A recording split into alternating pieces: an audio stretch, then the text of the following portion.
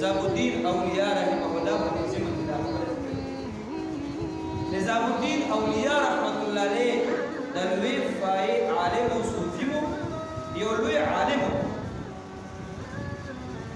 دا قال یو کس راغلی ورځې ډېرې کړې چې کله واپس د نظام الدین اولیاء رحمه الله ته وایي چې یاره حضرت ما ورځې ډېرې کړې خو یو څو خبرې مې نوټ کړي دي نو دا خو داسې مناسب نه دي چې پتا کي وایي څه دي وی یو دا چې دا ټول خلک ستا ملګري دي ستا په دې علاقه کې څوک مخالفت نه کوي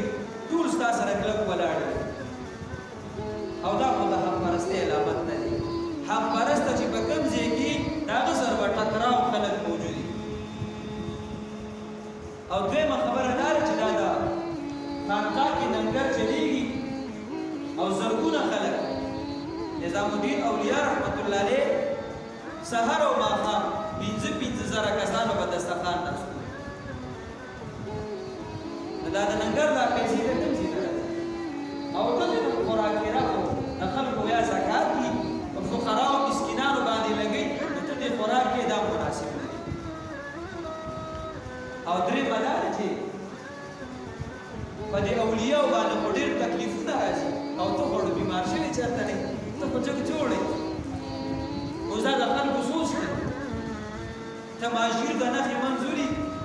د لرې نه تماشه کوي خو دې هم ښه سړی و چې تپوس یې وکړو چې د دې وضاحت راته وکړه ځکه چې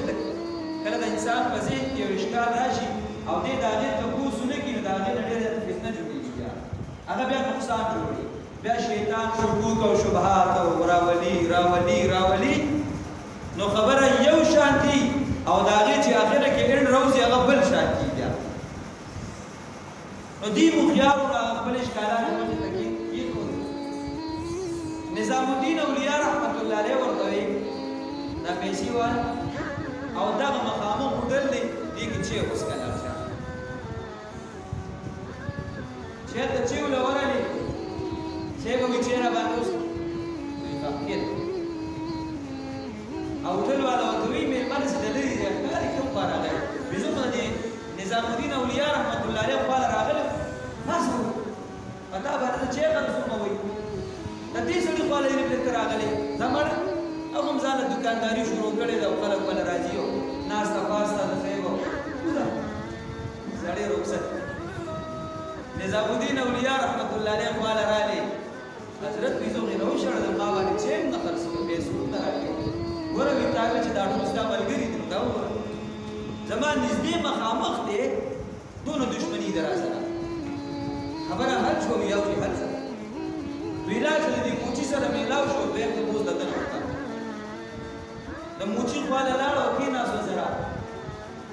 د نظام الدین اولیاء رحمت الله علیه باره کې دې تپوس وکړي وایي دا څنګه سړی د شپې د ورځې معمولات یې څه دي هغه موچي ورته وایي د ورځې د مېلمنو سره هغه ناست دي او زه د ورځې خلکو ته بیزار ګرځم او چې کله نیمه شپه شي خلک ویده شي وایي زه او نظام الدین اولیاء رحمت الله علیه موږ دې ځنګل ته لاړ شو خشاک وکړو سارې خرڅ کړو نیمې پیسې هغه والي نیمې زه والم په هغه نیمو پیسو هغه د ننګر ډوډۍ ځان دی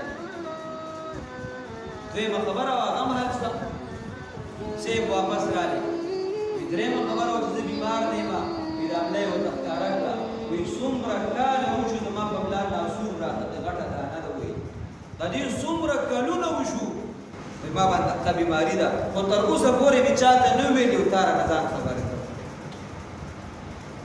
نو دا اولیاء الله دي نو دا